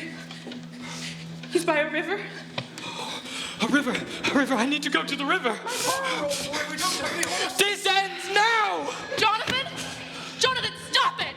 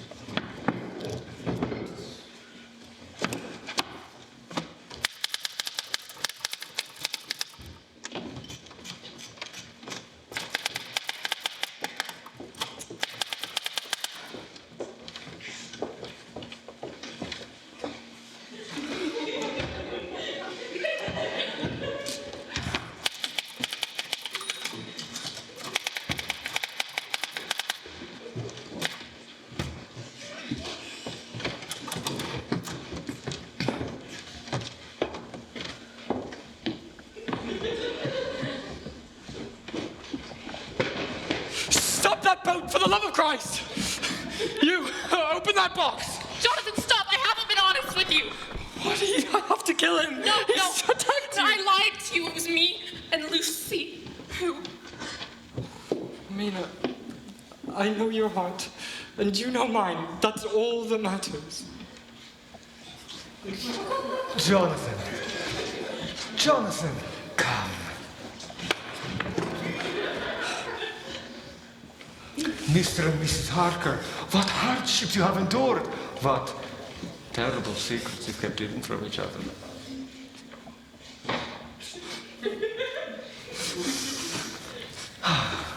Go on, Jonathan. If you're going to do it, be quick.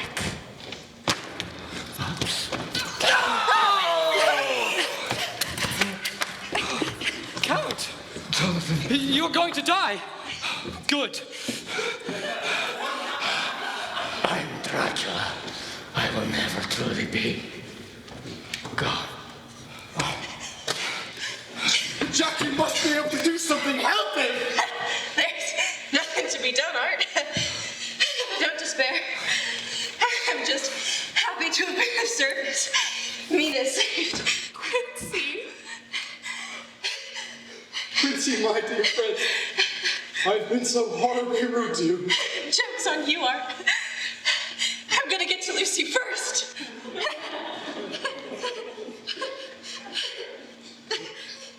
You must give her my best regards. And Mina's. I'll give her all the love that the earth has left to give. And to our bitter grief, the smile, the silence. He died. A gallant gentleman.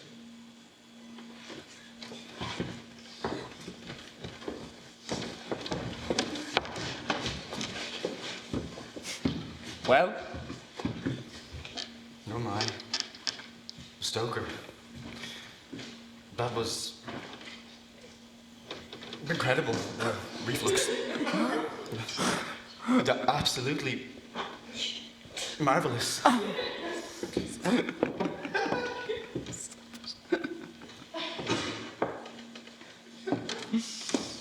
But why on earth was Quincy the one to vanquish Dracula? Always with the critiques with you, isn't it? Why not, Quincy? It's not like he was doing much else. That's because you didn't give him anything to do, Bram. He was a cowboy in Victorian London. What would he have done? But then, what about... Okay, enough. Listen, I'm tired. You're tired. They're tired. And I need to get to the post office before it closes. All right. But you should conclude it somehow. You know? Tell us maybe they're getting on well or something. Perhaps. It's an incredible story, Bram. Thank you, Mr. Irving. What's that you're going to post? This. It's not that. Very well. I ought to go practice my lines. Yes, of course. Thank you, Mr. Irving. Goodbye.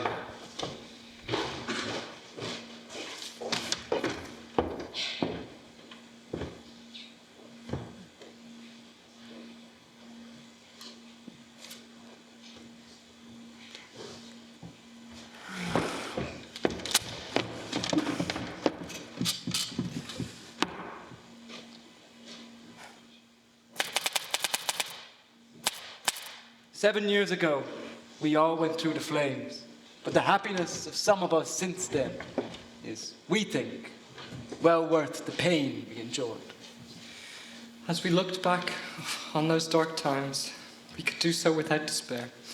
For myself and Mina had the joy of our son's birthday being on the very day as that which Quincy Morris died. His mother holds, I know, the secret belief that some of our brave friend's spirit is within him. His bundle of names ties our little band of men together, but we just call him Quincy. In the summer of that year, we made a journey to Transylvania to visit the old ground, which was to us so full of vivid and terrible memories. It was hard to believe that the things which we had seen with our own eyes and heard with our own ears were living truths. The castle just stood as before, but reared above a waste of absolute desolation.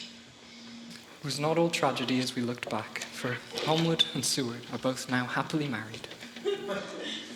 I took the papers from the safe where they'd been ever since our return all those years ago, and we were struck with the fact that in all the mass of material of which the record is composed, there is hardly one authentic document. Nothing but a mass of typewriting, apart from the later notebooks of Mina, Harker, Seward, and Van Helsing's memorandum. We could hardly ask anyone, even if we did wish to believe these as proofs of so wild a story. Van Helsing summed it all up best as he said, with our boy on his knee. We ask for no proofs, and we ask none to believe us. The boy will someday know what a brave and gallant woman his mother is. Already he knows her sweetness and loving care, and one day he will come to understand how some men loved her so that they did dare much for her sake. Sign, Jonathan Hart.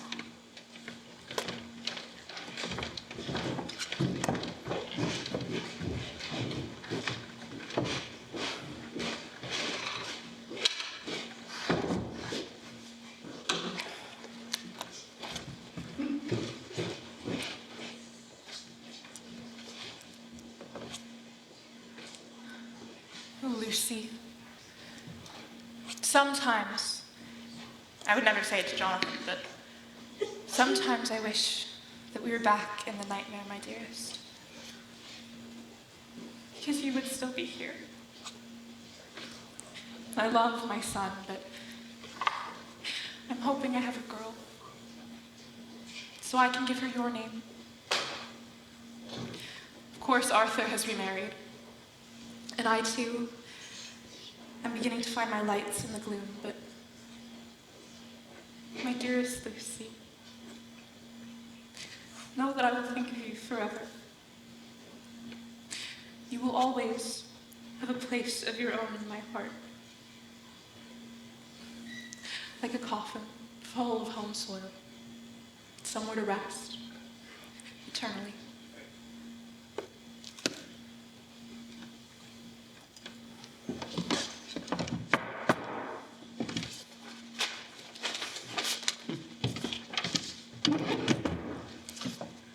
Well, Mr. Whitman,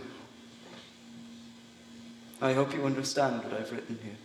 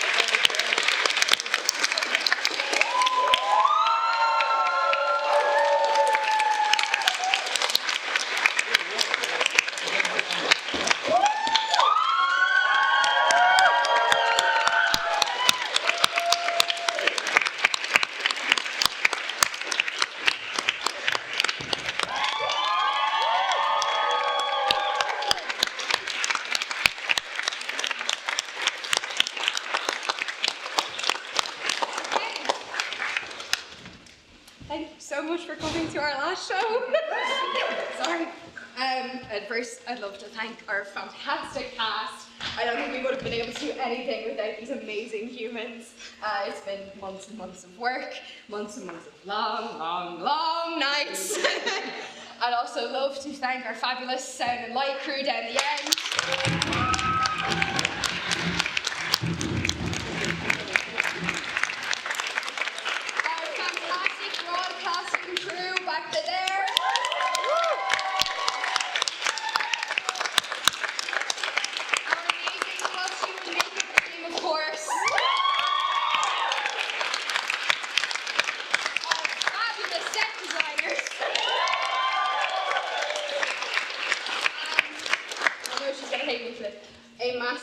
Thank you to one of my favourite people in the whole world. I don't think this would have been anything or anywhere near as good without Eibhilin directing and writing it.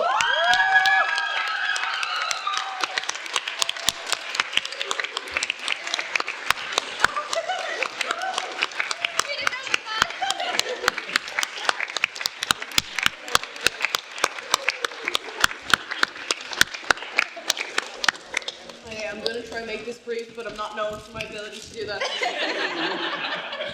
First of all, thank you everyone for giving up your evening to come here. We really appreciate it. It's a very long commute from pretty much everywhere. First, thank you, I guess, to the one and only Mr. Bram Stoker.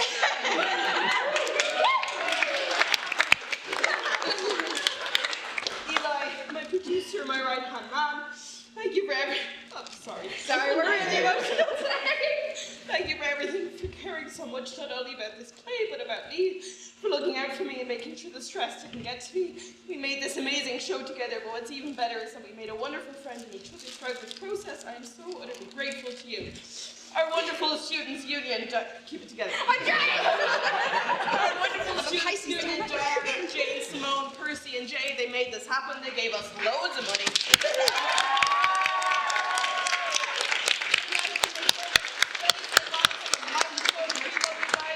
We are so proud to be represented by you guys. We are so very grateful. IADT Estates, especially Jer. My guy, Jer. Got blinds to be closed. The wonderful caretakers who have been dealing with so much crap from us the last few weeks, but they've been so lovely. Our fellow Drama Society members, past and present. Special shout out to my wonderful friend Jazz. And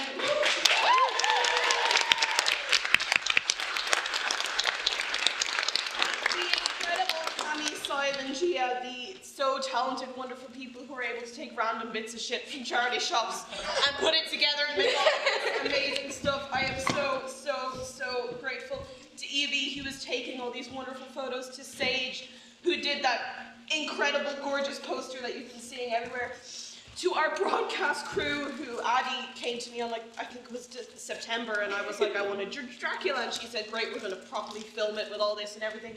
And there are so many people here, and you guys have made this happen, and we're going to have a recording for. I'm so grateful. Michelle, one of my best friends who's done all this lighting. Vince, who did lighting. Maxim, who produced it. Richards, and JP, and Kevin, and Isaac, who did the cameras. Hassan and Sean, who helped make sure everything runs smoothly today. Masha up there.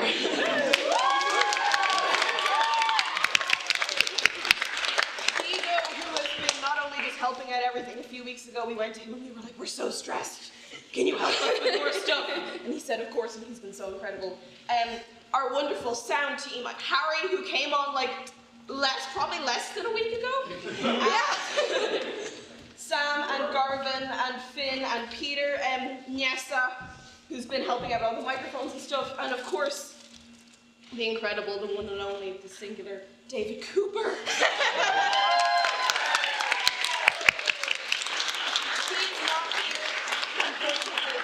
But all of this and that and the horrifying ladder would not have happened without him. Our makeup artists. Where's Dylan? There he is.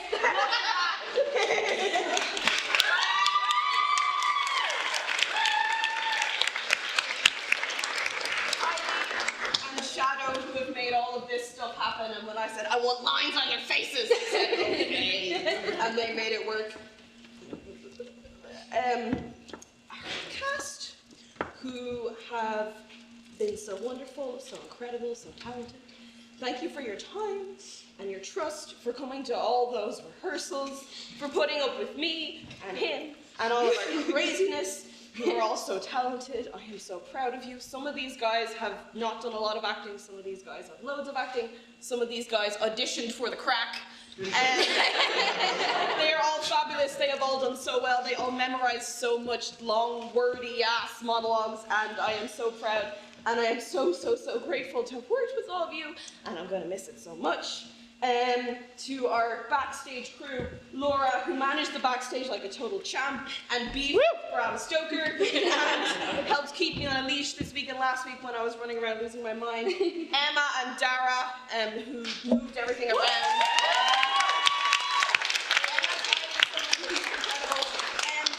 Oscar and Anya, who helped make some of these gorgeous props. Faye, who painted our beautiful Garden of Eden. Roisin and Brace, who made all of this set stuff happen. Anya and Cuttle, who made the weapons. And Antonia, I think she's here tonight. She made the bat.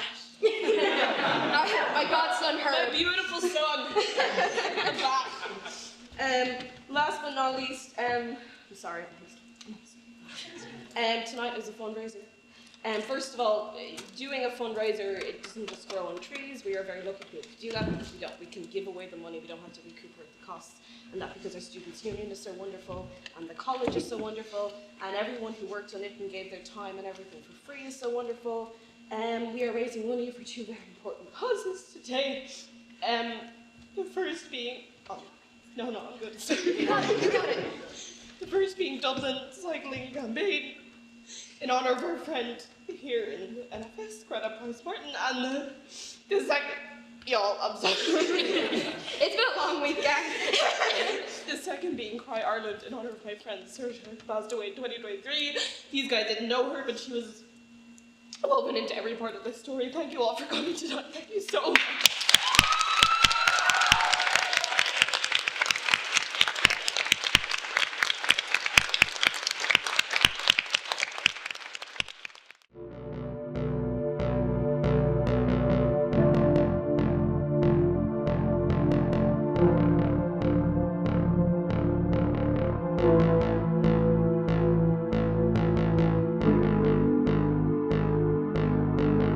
Thank you.